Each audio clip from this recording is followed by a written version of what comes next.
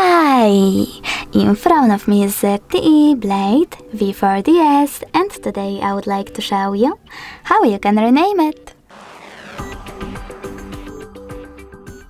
First of all, you need to open Devices Settings and scroll all the way down. Then click on About Phone at the bottom. Now you need to click on device name over here and type in wherever you wish to. I will go with Sunny.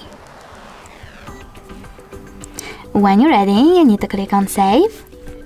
And as you can see after that, name of my ZTE has changed.